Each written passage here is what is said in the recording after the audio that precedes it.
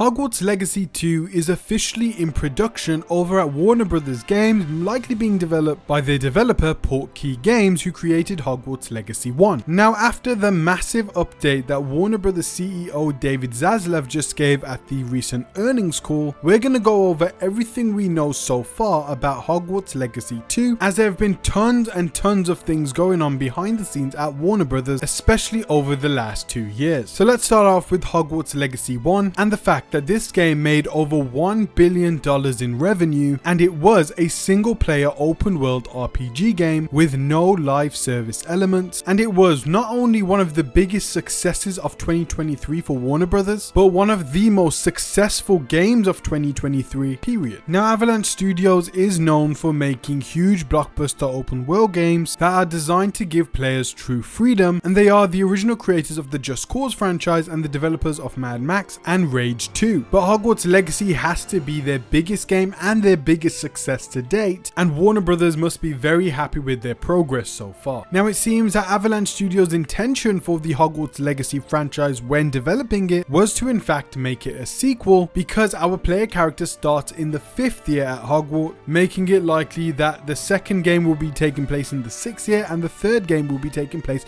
in the 7th and final year at Hogwarts. Now, after a couple months after Hogwarts Legacy's release, and after it sold 25 million copies, we already got reports that Hogwarts Legacy is now in production, that Warner Bros. Studios greenlit the game, and that a sequel was definitely coming. There was also a small rumor that Hogwarts Legacy may be adapted into a HBO series alongside the Harry Potter series before the HBO Harry Potter series was announced. However, during November 2024's earnings call, WB CEO David Zaslav confirmed that Hogwarts Legacy 2 is in production and that it will be a canonical prequel to the Harry Potter HBO series, which will be adapting every book into its own series, starting with the Philosopher's Stone as Series 1 and ending likely with Series 8 or 9 with the Deathly Hallows. But this means that the house logos within Hogwarts Legacy may likely be the same designs used for the HBO series, unless they go through a visual upgrade or changes during the production of that show, since it will be set much more further down the line in the future compared to Hogwarts Legacy, which is currently set in the 1890s, and Hogwarts Legacy 2 will likely be set in 1891. Now, it was also said that a lot of players wanted more content within Hogwarts Legacy after finishing the game and the side quests, since there was nothing else really to do. Warner Bros. Was definitely pushing for this, since they were pushing the live service model down a lot of their developers' throats and pushing for player engagement times, so I'm sure they wanted to push Avalanche Studios to creating more DLC or big type of expansion for Hogwarts Legacy. However, it looks like Avalanche Studios is going to be developing Hogwarts Legacy 2 instead. However, there is said to be a Hogwarts Legacy 1 Director's Edition Definitive Edition coming in 2025, and according to Insider Gaming, it will likely contain 10 to 15 hours of additional DLC. Now, for those who don't own Hogwarts Legacy, will likely be able to pick up the Definitive Edition as the main edition for Hogwarts Legacy, and for those who already own Hogwarts Legacy, it's likely that you will be able to purchase this additional DLC instead of buying the entirety of the Definitive Edition. But now that we know Hogwarts Legacy 2 is officially in production, it does concern a lot of players that now this game is definitely on the minds and on the radar of WB executives who are pushing for live service games and the live service business model within their games, and will likely try to push it onto Hogwarts Legacy's team, as they did with Rocksteady Studios, who were known for making single player open world Batman game, and then tried their hand at the Suicide Squad game, which apparently was originally supposed to be a single player title. However, WB executives forced them to create a live service model within that game, which drowned out the original vision for the game and became a $300 million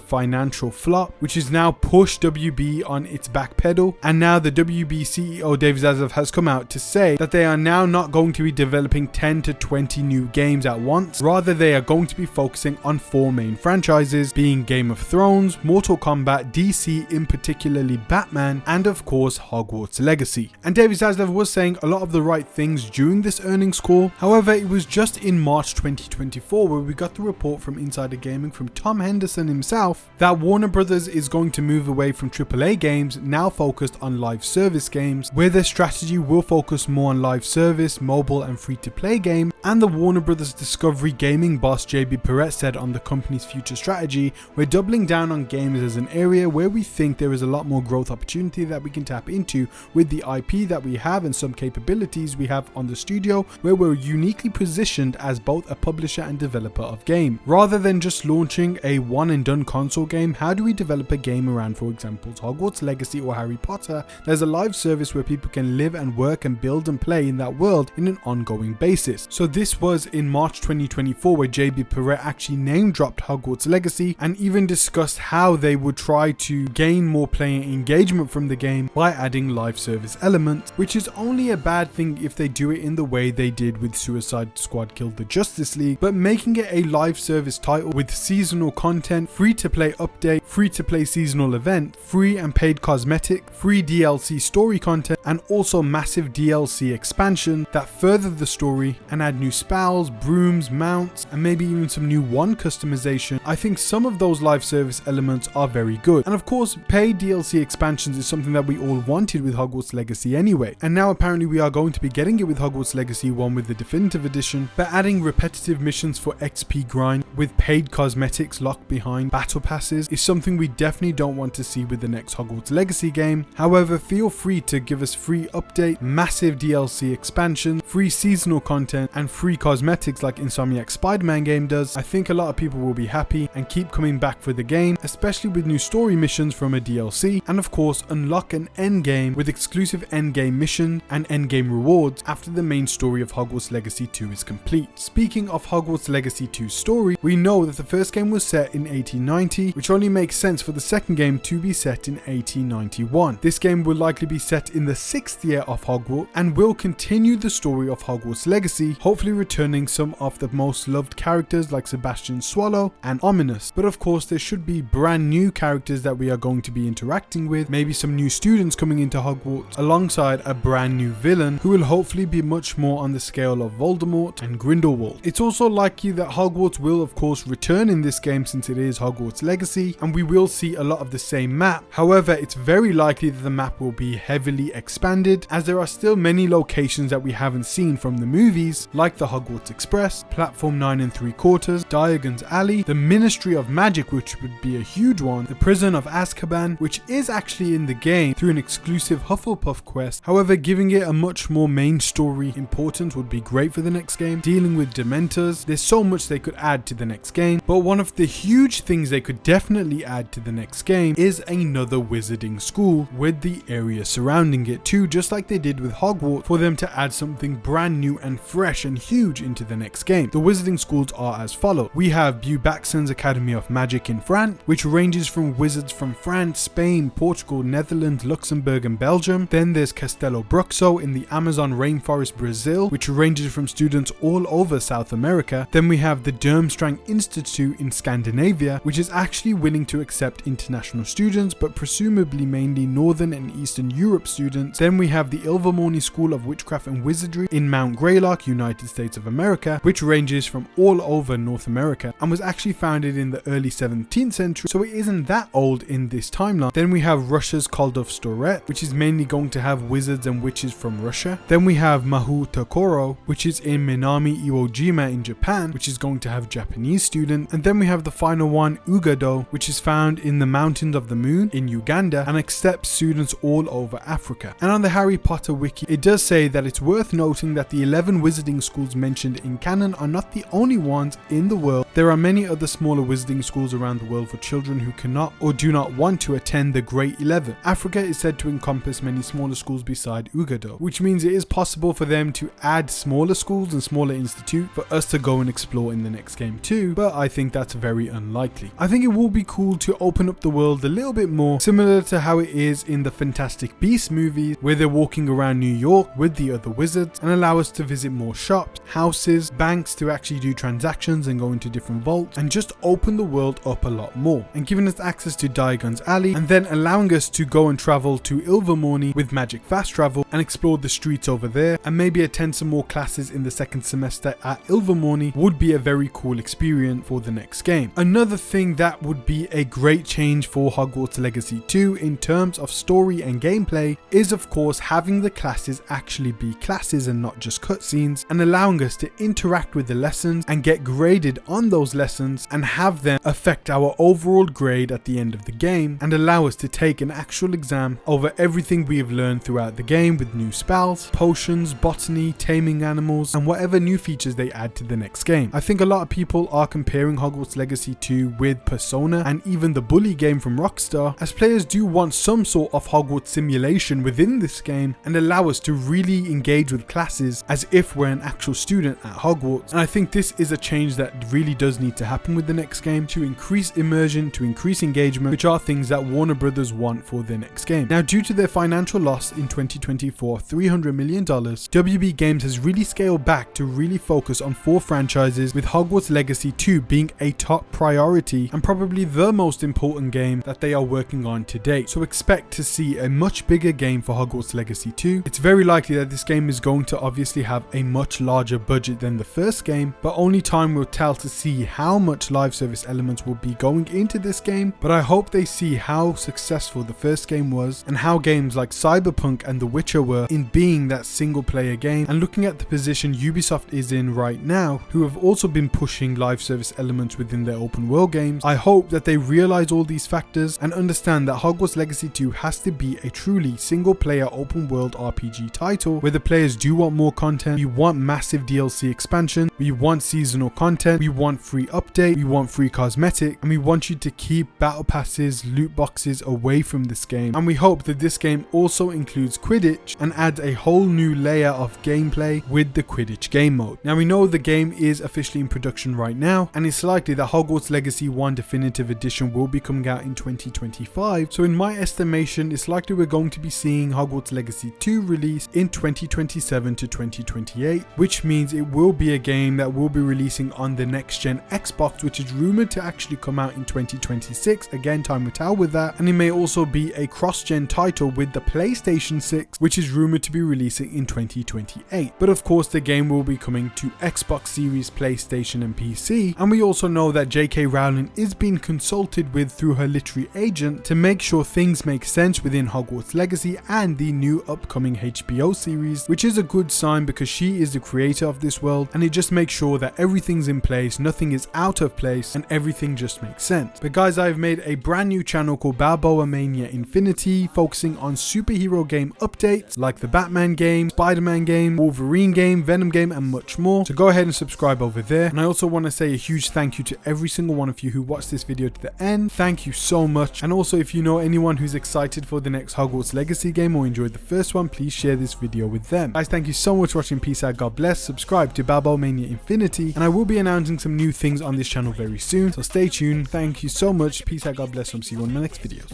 Take care, guys. Yeah, hoping one day I blow up from the basement. Statement, the top is so vacant. I don't hear shit that I think is amazing. Waiting for my day when I'm playing sold out shows for 1,000 faces. Hey, give me that crown, get in my way and to be put down. It ain't your place, all this my town. If I want that shit, then I'll get it right now. I'm losing it, the noose it fits some